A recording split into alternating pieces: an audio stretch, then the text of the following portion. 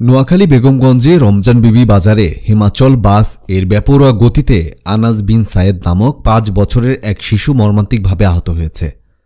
বুধবার দুপুর ২:৩০টার দিকে নোয়াখালীর সোনাপুর চৌমোহনী হাইওয়ে সড়কে এই সড়ক দুর্ঘটনা ঘটে।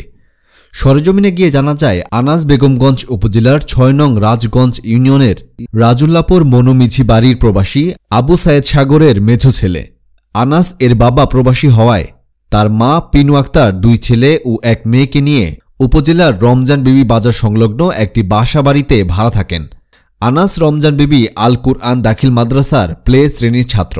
বুধবার দুপুরে আনাস সিঙ্গারা আনার জন্য রমজান বিবি বাজার হাইওয়ের সড়ক পারাপার হতে গেলে হিমাচল বাস বেপরোয়া গতিতে ছুটে এসে আনাসকে ধাক্কা দিয়ে পালিয়ে যায়।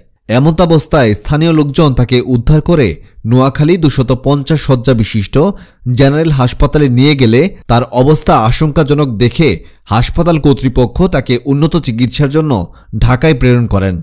এদিকে স্থানীয় লোকজন সড়ক অবরোধ করে হিমাচল বাসটি আটক করার চেষ্টা করে। পরে পুলিশ ও সেনাবাহিনীর যৌথ অভিযানে বাসটি শনাক্ত করতে সক্ষম হয়। এ বিষয়ে জানতে চাইলে চন্দ্রগঞ্জ হাইওয়ে থানার ওসি বলেন, আমরা বাসটি শনাক্ত করতে সক্ষম হয়েছি। আমাদের টিম বাসটি আটক করার চেষ্টা চালাচ্ছেন। ড্রাইভারকে শনাক্ত করা এখনও সম্ভব হয়নি। আশা করি খুব দ্রুতই তাদেরকে শনাক্ত করতে পারব। বেগমগঞ্জ মডেল থানার ভারপ্রাপ্ত কর্মকর্তা ওসি লিটন দেওয়ান বলেন, সড়ক দুর্ঘটনার খবরটি শুনেছি, বিষয়টি হাইওয়ে পুলিশ দেখছে। এ বিষয়ে এখনও পর্যন্ত কোনো মামলা হয়নি।